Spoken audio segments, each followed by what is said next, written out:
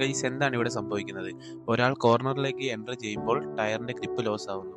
Welcome to day 3 of understanding a motorcycle. എന്താണ് traction control?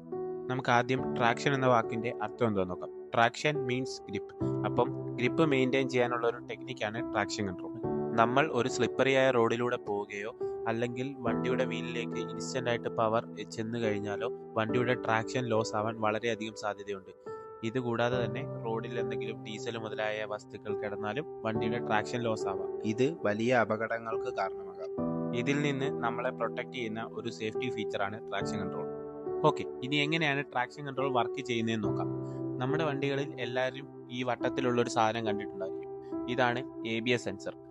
ഈ ABS sensor തന്നെയാണ് traction കൺട്രോളിന്റെ main sensing unit. ഇത് വണ്ടിയുടെ rare വീലിലെയും front വീലിലെയും RPM എപ്പോഴും dictate ചെയ്തുകൊണ്ടേയിരിക്കും. എപ്പോഴാണോ ഫ്രണ്ട് വീലിനേക്കാളും ബാക്ക് വീലിന് RPM കൂടുതൽ വരുന്നത്, അപ്പം വണ്ടിയുടെ ട്രാക്ഷൻ നഷ്ടപ്പെട്ടു എന്നത് മനസ്സിലാക്കും. ഇങ്ങനെ ഒരു സിറ്റുവേഷൻ വന്നു കഴിഞ്ഞാൽ റെയർ വീലിലോട്ടുള്ള പവർ വണ്ടി ഓട്ടോമാറ്റിക്കലി കട്ട് ചെയ്യും.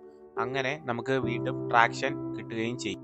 ഇത് കോമൺലി യൂസ് ചെയ്ത് വരുന്നത് ഹൈ പെർഫോമൻസ് ഓറിയന്റഡ് ആയിട്ടുള്ള വണ്ടികളിലായിരിക്കും. പക്ഷേ ഇപ്പോൾ ഇറങ്ങുന്ന ഒട്ടുമിക്ക എല്ലാ വണ്ടികളിലും ഇതൊരു സേഫ്റ്റി ഫീച്ചറായി തന്നെ പ്രൊവൈഡ് ചെയ്യുന്നുണ്ട്. അപ്പം എല്ലാവർക്കും ട്രാക്ഷൻ കൺട്രോൾ എന്താണ് എന്ന് മനസ്സിലായിട്ടുണ്ട് എന്ന് കരുതുന്നു. എന്തെങ്കിലും ഡൗട്ട് ഉണ്ടെങ്കിൽ കമന്റ് ബോക്സിൽ പറയുക. പുതിയൊരു വീഡിയോ കാണുന്നത് വരെ bye bye guys. Ride safe.